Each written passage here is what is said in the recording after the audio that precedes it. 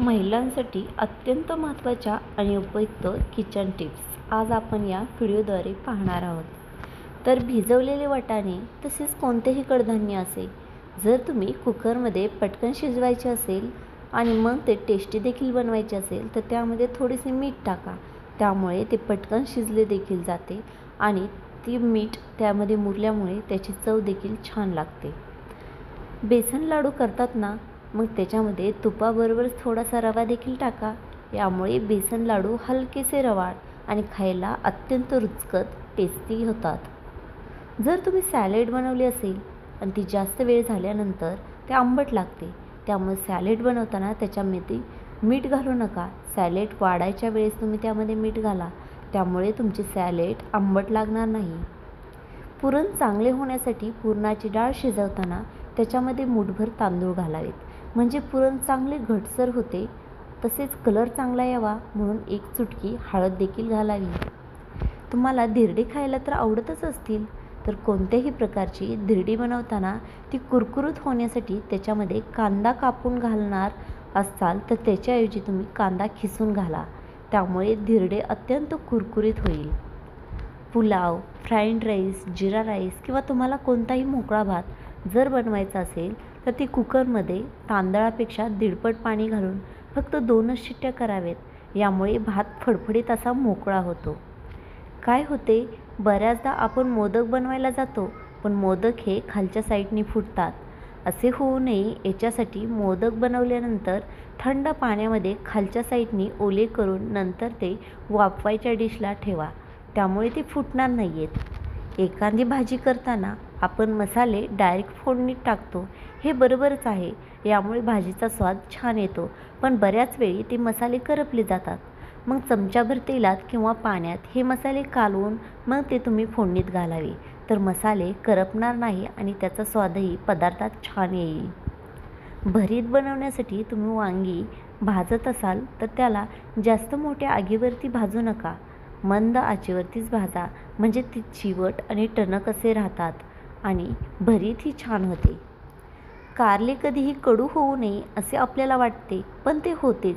त्यामुळे कारल्याच्या चकल्या करून त्यामध्ये चमचाभर मीठ टाकून चोळून ठेवा. अर्ध्या तासानंतरनं त्याला ताकात बुडवून ठेवा. त्यानंतर कारले व्यवस्थित पिळून त्याची भाजी बनवा, ते कडू लागणार नाही. आपण दूध उकळताना खाली लागू नये असे वाटते, पण आपल्याकडून पातेल्याला ते लागते, त्यामुळे त्याचा धुरकट वास येतो. त्यामुळे दूध उकळण्यापूर्वी पातेल्यात थोडं थंड पाणी घाला, नंतर त्याच्यावरती दूध ओता. त्यामुळे ते पातेल्याला लागणार नाही आणि वास देखील येणार नाही. कोणत्याही भाजीला मसाला बारीक करताना मिक्सरमध्ये जास्त पाणी घालू नये, यामुळे भाजीला चव येत नाही. सर्व मसाले हे कमी पाण्यातच बारीक करावेत, त्यामुळे भाजी अत्यंत चविष्ट बनते.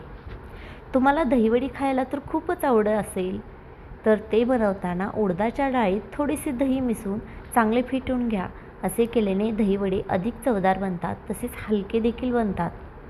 आळूवडी बनवताना बेसन पीठ भिजवून घेतल्यानंतर त्यावर 2 ते 3 चमचे कडकडीत असे तेलाचे मोहन घालावे.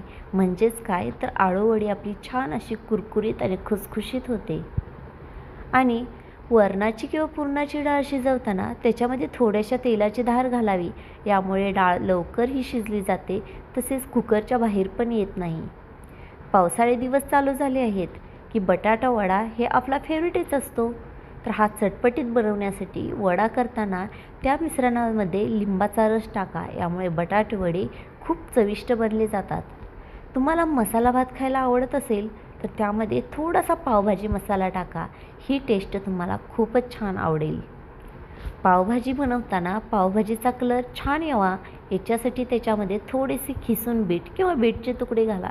यामुळे पावभाजीला छान असा रंग येतो. कोणतेही गोडधोडाचे पदार्थ बनवताना त्याच्यामध्ये दुधाचा वापर करतो. हा आपण करताना गरम दुधाऐवजी फुल क्रीम दुधाचा वापर करावा, ज्यामुळे त्याचे टेक्स्चर आणि चव दोन्हीही छान येईल. गाईचे दूध फाटल्यानंतर त्यातून निघालेले पाणी कधीही फेकून देऊ नका. उलट त्या पाण्याचा वापर तुम्ही चपाती, पराठे किंवा कणिक मळण्यासाठी करा, ज्यामुळे चपाती, पराठे असे पदार्थ छान बनले जातात आणि खायलाही टेस्टी आणि मऊ होतात. आपण कोणतीही भाजी बनवायची म्हणलं की त्याची ग्रेव्ही ही बनवतोच. अशी ग्रेव्ही बनवताना त्याची चव वाढवण्यासाठी कधीही कांदे तळताना त्याच्यामध्ये अर्धा चमचा साखर घाला, कारण साखर हे कॅरमलाइजचे काम करते. त्यामुळे ग्रेव्हीला चांगला रंग आणि चव देखील छान येते. कधीही मेथीची भाजी करताना त्यामध्ये थोडीशी भिजवलेली मूग डाळ आणि एक छोटा बटाट्याच्या फोडी घालाव्यात. यामुळे भाजी खूप चवदार आणि चटकदार बनते. आणि हो, शेवभाजी करताना फोडणीमध्ये थोडेसे चिमूटभर का होईना हिंग घालावे. यामुळे भाजी ही खूप चविष्ट अशी बनली जाते. तुमच्याकडे आंबट होऊ नये म्हणून किंवा कढी आंबट होऊ नये म्हणून त्याच्यामध्ये लगेच मीठ घालू नका. जेवायला वाढताना यामध्ये मीठ घाला. त्यामुळे कढी आंबट होत नाही, शिवाय कढी कधी फुटत देखील नाही. कुणाकुणाला तर हे माहिती आहे की बीटचा हलवा बनवला जातो. तर हा हलवा बनवताना जर तुम्ही बीटमध्ये फुल क्रीम दूध टाकले किंवा ते हलवा बनवला तर अधिक स्वादिष्ट बनला जातो. दहीवडी बनवताना उडदाच्या डाळीत थोडे दही मिसळून चांगले व्यवस्थित हलके होईपर्यंत फेटून घ्या. यामुळे दहीवडा अधिक चवदार आणि खुसखुशीत जाळीदार बनला जातो.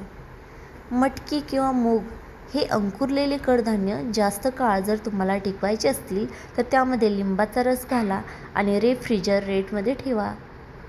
दहीसाठी तुम्ही विरजण घालत असाल तर त्याच्यामध्ये म्हणजेच दुधामध्ये थोडासा नारळाचा एक तुकडा टाकून ठेवा.